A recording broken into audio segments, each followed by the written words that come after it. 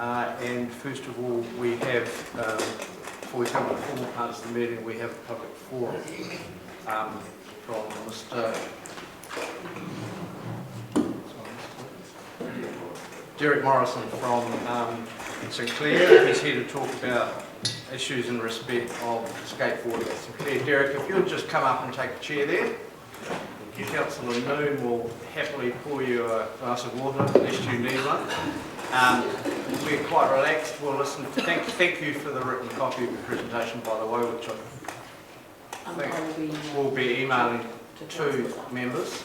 If you'd like to talk to that, and then we'll take questions. Okay, sounds great. Thank you.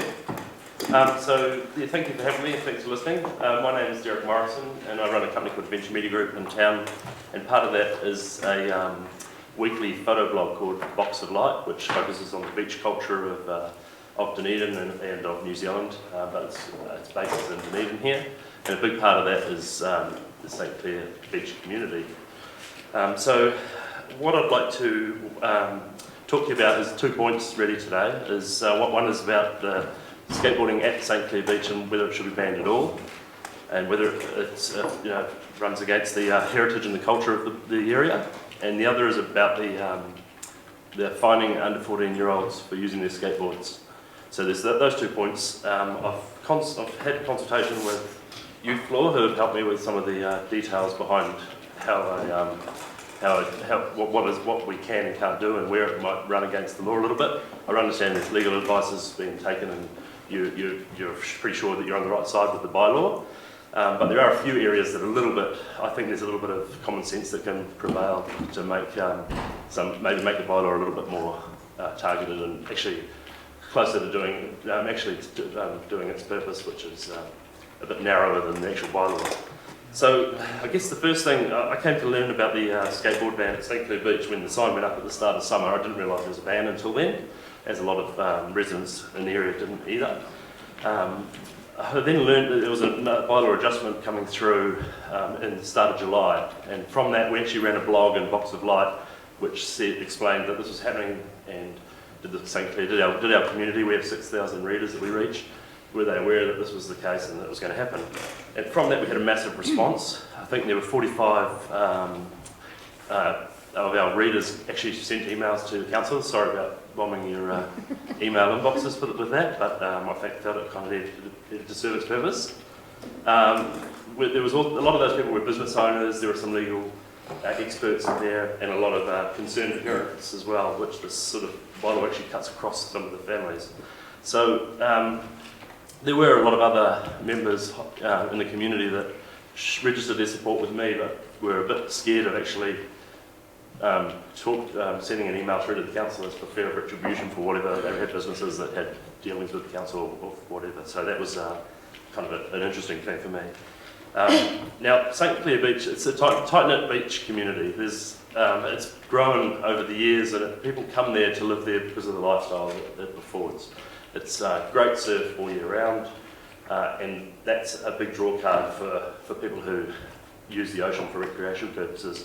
Part of that is that skateboarding is an excellent way to warm up, to get to the beach, to develop your skills when you're a child, to be able to move those across into surfing eventually when you can learn to surf.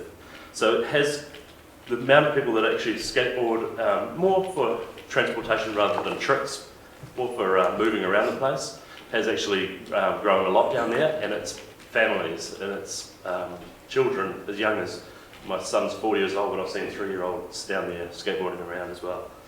And it's a healthy outdoor pursuit for the community, and something that they probably didn't really realise was actually banned down there. Now, the South Coast Board Riders is a club which was established in 1966 at the beachfront down there, and they've kind of embraced and helped the culture of the beach to develop, and part of that is obviously skateboarding. And I believe in 1979, Pat O'Neill submitted some plans to have a skateboard ramp built at the beach to DCC, which was approved, and the board riders built a skateboard ramp. I actually have some photos of it. Unfortunately, I haven't had a chance to get those onto an iPad, but I will circulate those around as well so that you can see what that looked like, because it was pretty amazing. And the photos are now part of the heritage collection of the St Clair community down there. that provided a really great place for people to, for the young guys to learn how to surf and to practice their skateboarding and develop their skills right through to the 1980s.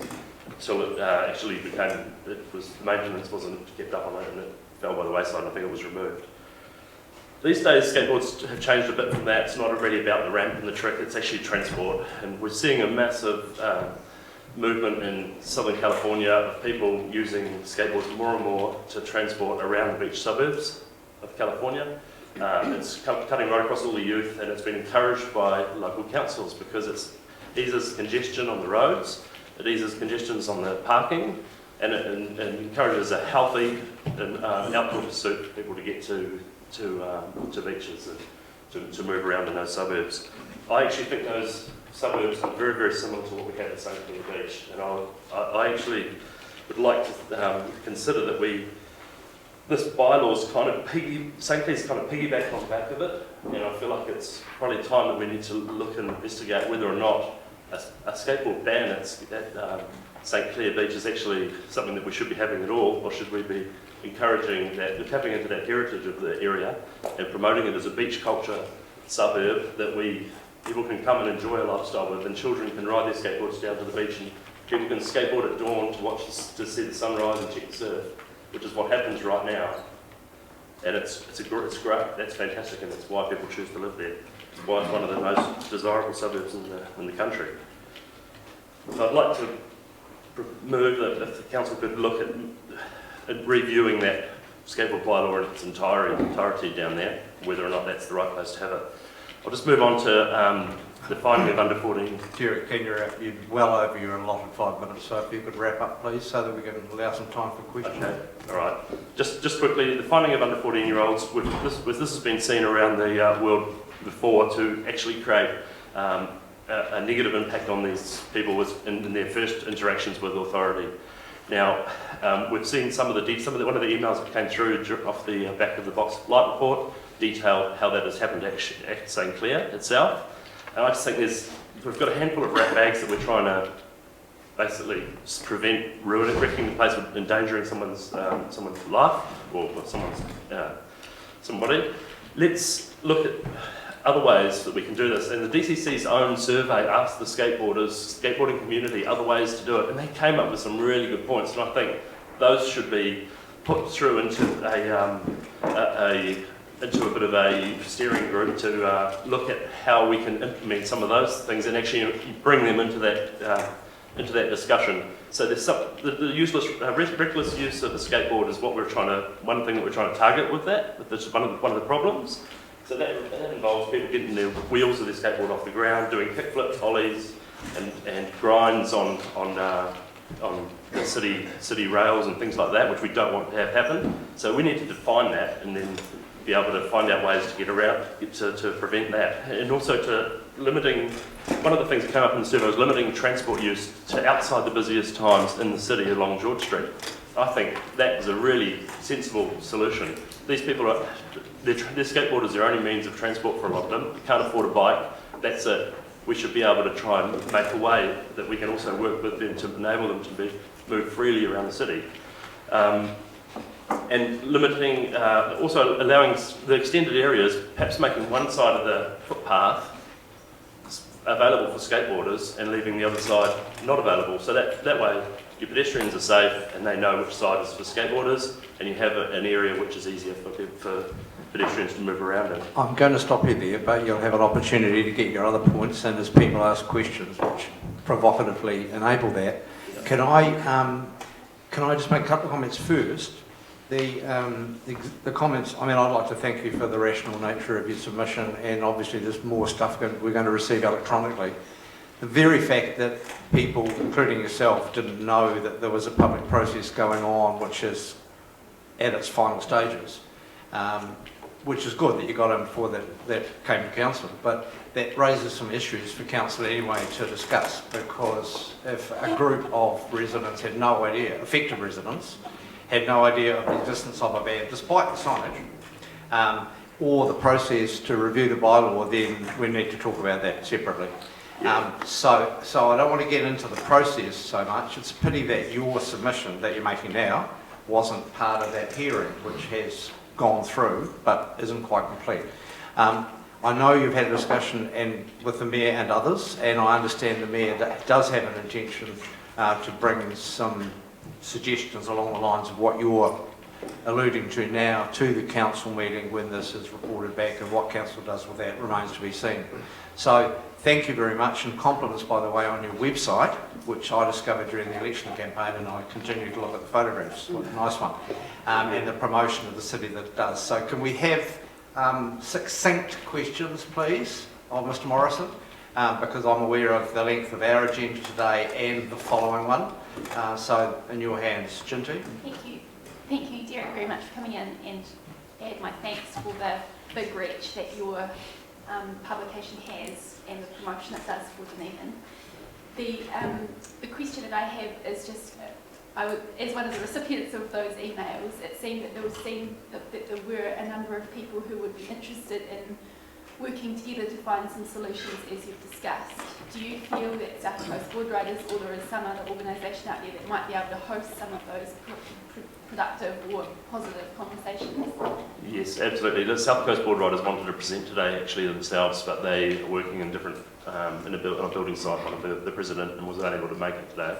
But there are a big group of people in the background who would love to be able to help out, and obviously help me out a lot with what I've been researching and the work I've done to put into this over the last few days. So yeah, absolutely, really keen to jump on something positive and try and work with the community to bring something around that's going to work and solve the problem.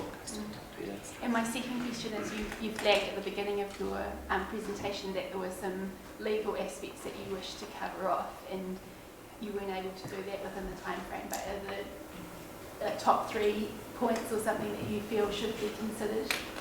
The scope of the bylaw is so broad that it misses its intended purpose. It's very similar to the gang patch bylaw that got squashed at judicial review.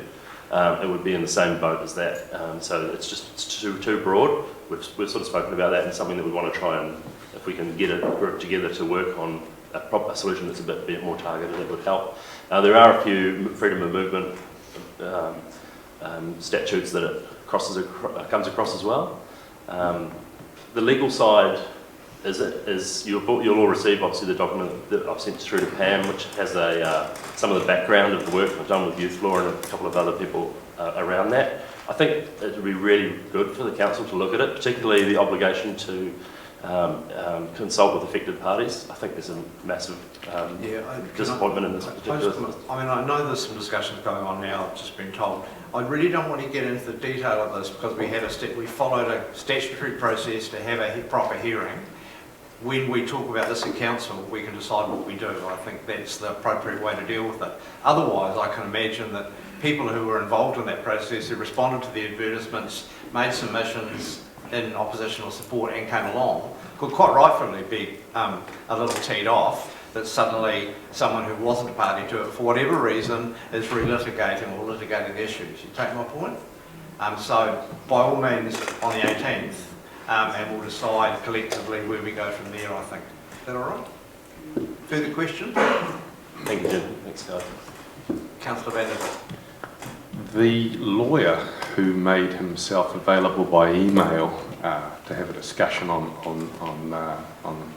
this issue didn't get back to me with a final answer to whether or not he believed that there should be consequences legally for 14-year-olds and under that break the law. What's your view on that? New Zealand is signatory to a series of conventions that actually state that you cannot fine someone under 14, or in fact they say under 18. They suggest the range is 18 to 20. New Zealand's a signatory to that, so this bylaw contravenes what we've signed there as a country. For a start, it's an international convention, so I don't think it's going to achieve the purpose. When they went out to the survey, the respondents, I think it was around about 78% of the respondents said that that would not affect them at all. They would not change their behaviour in skating. So we know that all it's going to do is actually give them a bad taste of authority to be fined, and they're going to. I believe it sends them on a path that's not the path that we want. We want to be in a community. We want to have an inclusive community in Dunedin. We can. We're a great small city, but we need to be inclusive. My question through the chair was, do you think there should be any consequences for 14-year-olds and under that break a bylaw? From your answer, do I assume that you don't think there should be any consequences, that we should simply let them raise their fingers to the police if they're breaking a bylaw? No, I don't think we should. So what should we do then? We should be having a consultation with their parents. We should be engaging in that process if that's the case. And how do you suppose we get to their parents, given that they're not even going to tell us who their names are and they're going to give the police the fingers? This is Dunedin, Lee. We've got, it's a pretty small place. I'm sure we can find out who those people are. I'm sure the police know who they are. So you're at the end of the day, suggesting it's quite some sort of informal process for actually getting minors to be law-abiding? I think a process that involves the community is what we need, not a process that is just just involving a fine and giving the.